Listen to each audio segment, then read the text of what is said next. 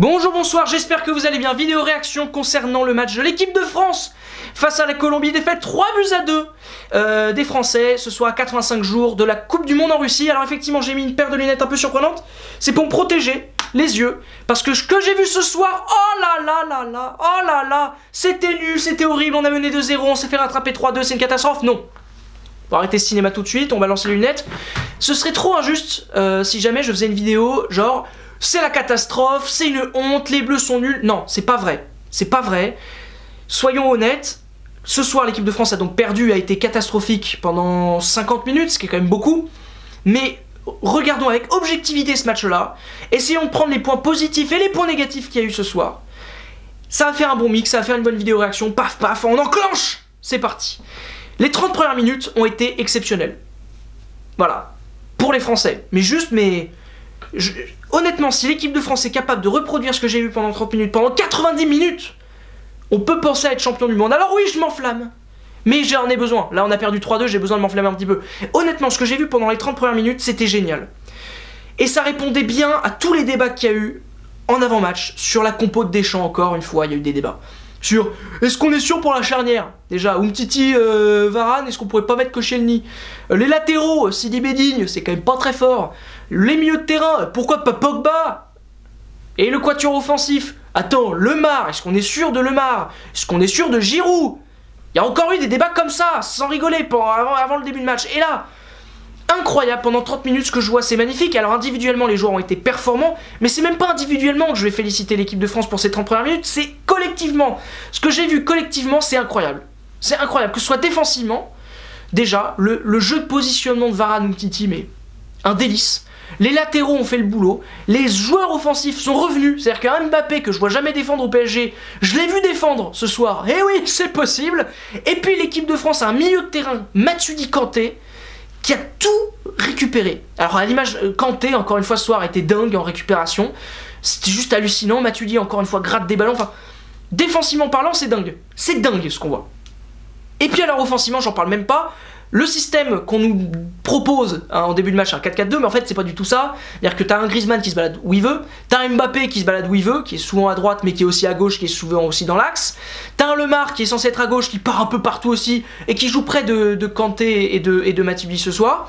T'as une animation incroyable, peut-être un peu délaissée sur les côtés, mais non en fait, parce que les latéraux, Digne et Sidibé, font un boulot de ouf, ça passe dans le dos, et pendant 30 minutes c'est un festival. C'est un festival, ça joue de partout. Le deuxième but, il est magnifique. Vraiment, il est magnifique. Et à l'issue de cette demi-heure, on voit pas la Colombie, qui est une nation quand même très forte. Quart de finaliste de la dernière Coupe du Monde. Quelques super joueurs. C'est une équipe qui est qualifiée pour la Coupe du Monde en Russie sans trop de difficultés. Voilà, c'est une équipe qui mérite sa place, quoi. Clairement, la Colombie, ils sont très forts et on savait que c'était un gros test ce soir. Et donc pendant 30 minutes, mais on les lamine, les Colombiens. Ils existent même plus, tu vois. Et... à l'issue de cette première demi-heure, le score il est que de 2-1.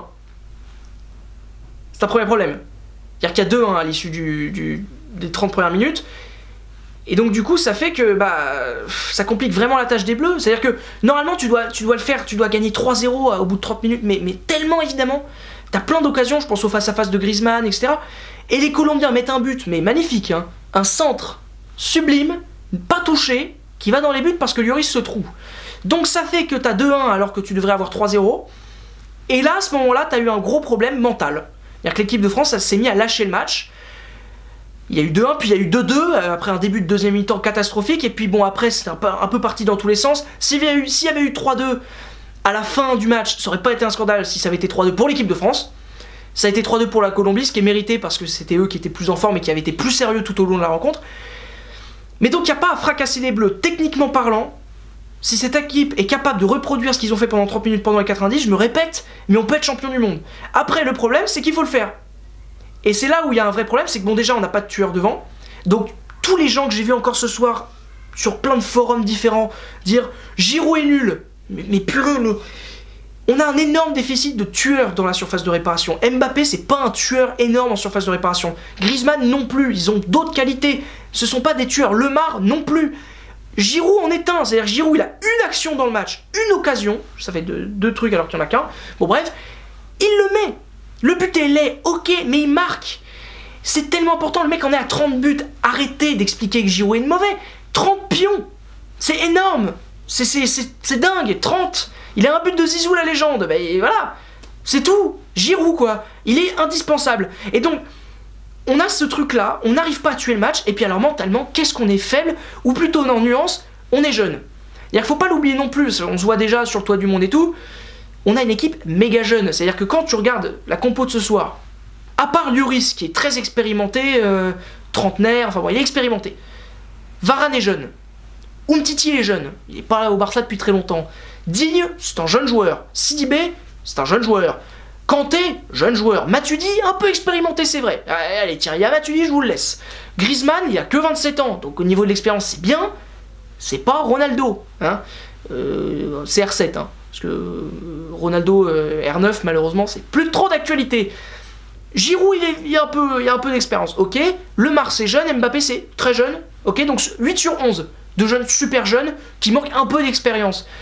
Voilà pourquoi on a craqué. On n'a pas de leader. On le savait déjà depuis pas mal de temps que cette équipe elle manquait de leader, que le leader c'était Deschamps.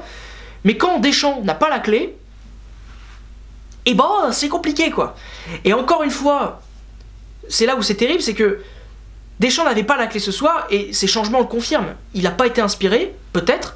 Mais alors les coachs, les remplaçants, s'il y a bien un truc que je peux fracasser ce soir, c'est les remplaçants. Ils ont tous été plus nuls les uns que les autres. Mais alors ça, oui, ça je vais les taper 2 minutes.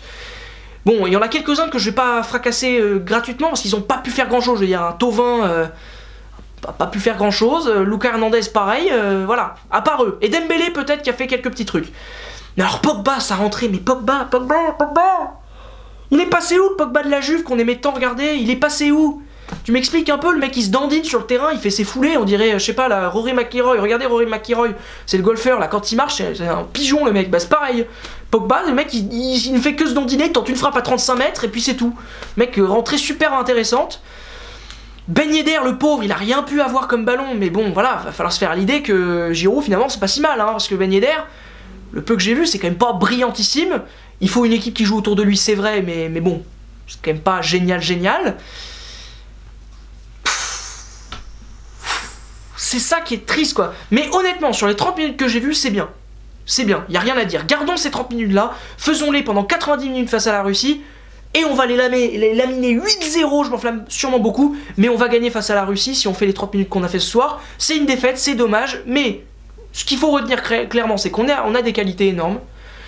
On peut être champion du monde si on fait le même match qu'on a fait pendant 30 minutes ce soir face à une bonne équipe de Colombie. Attention, les Colombiens, j'ai dit, le peu que j'ai dit d'eux, c'est qu'ils étaient absents pendant les 30 premières minutes. Ils ont été très bons ensuite, super cohérents, super intéressants. Mais l'équipe de France, si elle veut gagner la Coupe du Monde, il va falloir qu'elle reproduise ces 30 minutes de qualité pendant tout un match, qu'elle ne faiblisse pas mentalement, qu'elle soit capable aussi de tuer plus facilement un match, parce que honnêtement, 2-1 au bout de 30 minutes, c'est quand même dommage, et qu'elle soit plus sérieuse quoi, qu'elle soit plus mature en fait. On manque de maturité encore.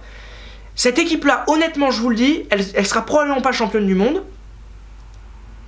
Mais si elle continue sur sa lancée et qu'elle continue de jouer ensemble, parce qu'aujourd'hui maintenant il faut jouer ensemble, 2020, over the top, I really think that, okay, I'm speaking English because I don't know what. Bon voilà, merci beaucoup d'avoir regardé cette petite vidéo, j'espère que j'aurai réussi à vous remonter le moral malgré la défaite du soir, donc défaite 3-2 des Français, c'est pas grave, ça arrive de temps en temps, hein, Ouais non, c'est triste mais ok, voilà, on a perdu, ça arrive, hein, voilà.